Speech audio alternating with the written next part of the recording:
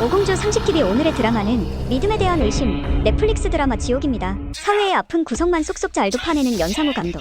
연상호는 이제 하나의 브랜드가 되어 연상호란 이름만으로도 그의 작품은 충분히 흥행보장되고 많은 시청자들에게 철학적인 질문까지 던지고 있다. 그는 단순히 제작자나 감독이 아닌 작품들을 자신만의 독특한 세계관으로 선한 영향력을 펼치고 있음에 필자는 그의 팬임을 자처하며 주관적인 해석과 스포를 남발할까 한다. 행여 작품을 보시지 않은 분들은 리뷰 보시기를 자제 부탁드리며 본자들만 아는 내용 중 오공주의 주관적 해석, 오공주 상식TV 리뷰 시작합니다. 제1부 지옥의 서막, 평화로운 커피숍. 블랙헤드 가득한 귤 껍닥 피부를 가진 남자가 오들오들 떨고 있고 커피숍 사람들은 컴퓨터를 보고 있다. 바로 정진수. 말씀으로 전하는 유튜브 동영상인데 그는 10년 전부터 끊임없이 사자들의 지옥행 급행 열차 증거 영상을 제시하며 전 세계의 사자들의 출몰과 신의 의도를 해석하는 새진리회라는 단체를 결성하여 포교 활동 중이다.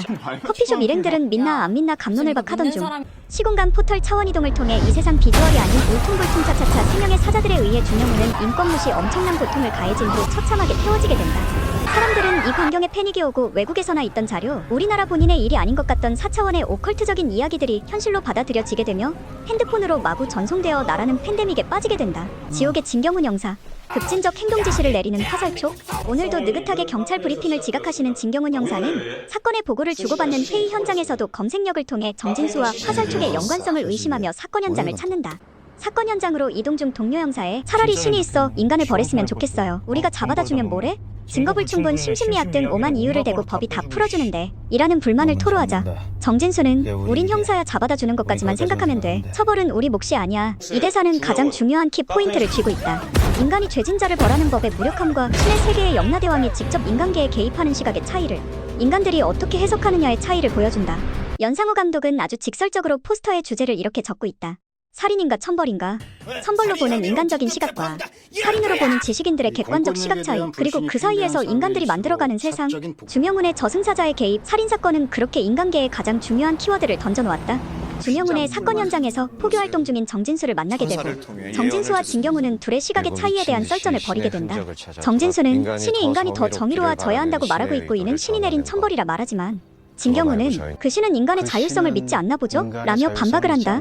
그에 대한 대답으로 정진수는 모든 종교 집단의 교주들이 그러하듯 진경훈의 가장 약점을 들춰낸다.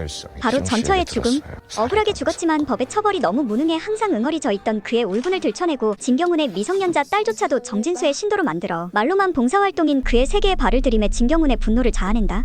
한편 고된 노동의 일과를 마치고 집으로 귀가한 박정자는 눈에 넣어도 아프지 않을 아들딸의 깜짝 생일 파티에 무척 행복하다.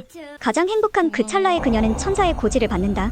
박정자 너는 5일 후 15시에 죽는다. 그리고 지옥으로 간다. 그 장면은 아들의 핸드폰에 찍히게 되고 박정자는 해결점을 찾기 위해 새진리회를 찾게 된다.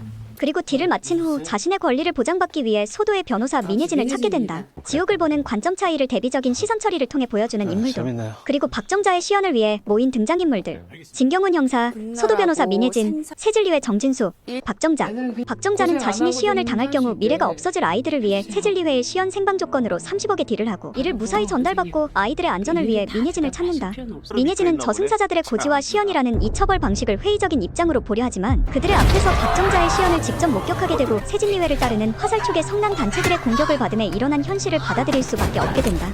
그리고 박정자의 시연을 목격한 국민들에게 이제 법은 무력화가 되어 화살촉들의 신을 믿지 않고 경외하지 않는 자들에 대한 응징과 폭력은 시작되고 진경훈 형사와 민혜진 변호사 일행들에게 향하게 된다.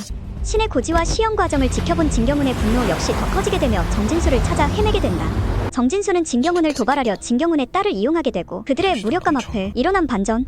진경훈을 폐교안으로 유인한 정진수는 자신은 20년 전에 천사의 고지를 받았으며 바로 오늘 10분 후 죽을 것임을 말하고 왜 자신이 포교 활동을 했는지 자신이 느끼던 공포를 사람들에게 똑같이 느끼게 하여 세상을 정의롭게 하고 싶었다며 앞으로 새로운 세상을 진경훈의 자율성에 맡긴다며 개소리 장렬 후 사자들에게 잔인한 시연을 마친다. 그리고 남겨진 자 진경훈을 뒤로 한 채 일부에 막이 내린다. 지옥의 일부는 사건의 발달과 고조를 일으켜내는 내용들도 가득 차 있고 충격적인 사실들과 비주얼로 압도하였습니다. 이 사건들의 결말이 어떻게 될지는 지옥 리뷰 2편에서 확인해보세요.